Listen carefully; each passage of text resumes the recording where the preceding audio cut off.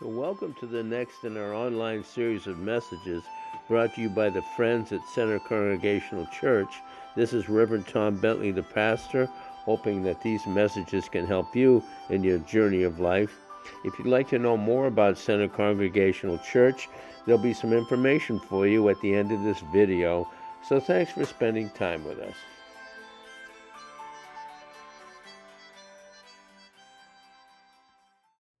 So, grace and peace to you from our friend Jesus. Over the last couple of months, maybe longer, it's hard to know, I've been existing in what I have to call kind of a deadened life. It hasn't had the vitality I recall that I had maybe a couple of years ago. These past few weeks, it's really become evident to me. There's a bit of a shadow hanging over me. Now, I'm not prone to depression. There's a lot going on. A lot of the unhappy things happening in our country and the world are starting to weigh down on me. And then it's complicated more by growing older and realizing so many things I want to do about the world's suffering. I can't do much about any of it. And so it's like the creative connective of vitality seems to be slipping. The words that Virginia Woolf wrote come to me when she said, "Whatever happens, stay alive. Don't die before you're dead. Don't lose yourself. Don't lose hope. Don't lose direction. Stay alive.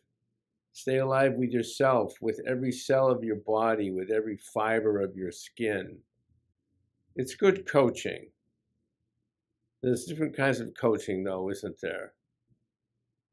This week in the Lenten choice from one of the Paul's letters we read, "But if God himself has taken up residence in your life, you can hardly be thinking more of yourself than of him. Anyone, of course, who has not welcomed this invisible but clearly present God, the Spirit of Christ, won't know what we're talking about.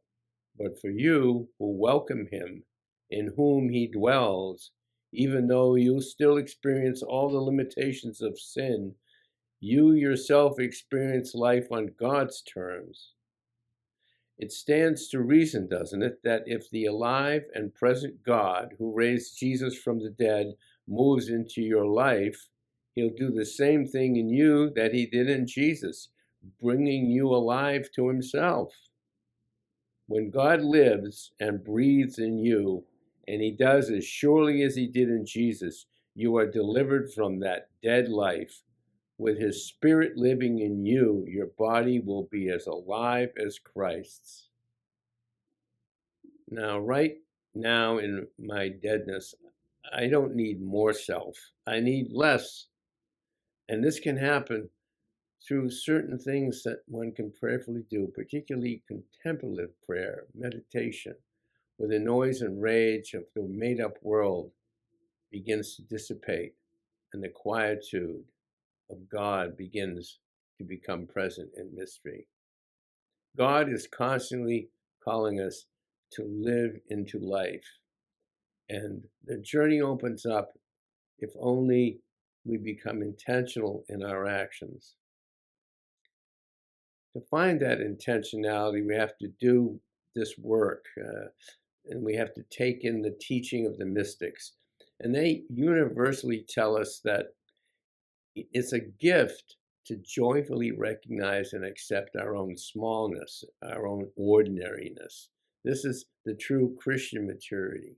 That's what Father Rohr says. He says, once you know your real I, the I that you are, and recognize that this I, this self in you, is great and one with God, you can ironically be quite content with your day-by-day small and ordinary I.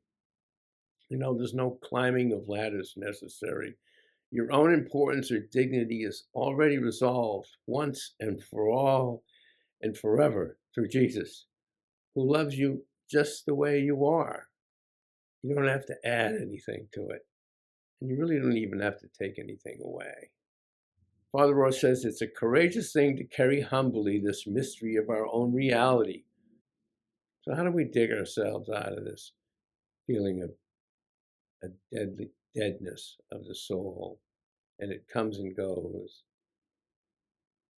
The truth is that if we live to find a life that's alive, we must honestly confront our real selves. Unless we walk with our real personal issues, and that's the place of failure and the shortcomings, even cruelties, ineptitude, stupidities, even despair, we will never uncover the real hope that on the other side of these negative spaces that trap us, there's real hope on the other side. Father Rohr counsels us at this point. He says, remember, death is an imaginary loss of an imaginary self, and that is going to pass anyway. It's time to focus on our mortality and grow humble in the recognition of the facts. That will give our soul the ability to have attention to the moment. And when we really let this in, and that we can let go of our superior self that we've made up, this is what happens when, in the words of Paul, God takes up residence in your life. Are you willing to let God take up residence in your life? That might mean you have to have a bit of a yard sale to get rid of some of the worn out furniture. You know, in our Lenten readings through the season, we hear Jesus say in lots of different ways that we're the light of the world. And he says that about himself too. And we say we believe in the light in him, yes, but then we don't invite him in seeing the same light in ourselves. And such luminous seeing is quite the opposite of closed-minded, dead-hearted, body-denying thing that might even be making up our religion and our daily being. No. Can we let the light of Christ in, knowing that we already are the light? We already do shine forth. We can live in the risen Christ if we let him take over every dimension of our life. This can liberate us from the dead life, which gives us little more than existence until it ends in emptiness. So here again we turn to the words of Paul. He says, when God lives and breathes in you, and he does, as surely as he did in Jesus, you're delivered from that dead life. With his spirit living in you, your body will be alive as Christ's. Folks, that's not later, that's now.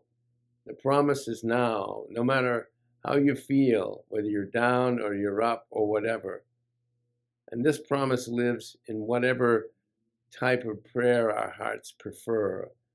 The contemplative and quiet prayer, the spoken prayer, the prayer of actions made in those moments of compassion, whatever you want to do to be in the presence of Christ, he will be there with you because he's already there, alive. In his name, amen. So thanks again for spending time with us. If you'd like to know more about Center Congregational Church, you can go online at center-church.org. And of course, we'd always love to hear from you. You can contact us at the telephone number provided or the email address. So peace and best wishes in your journey. Goodbye.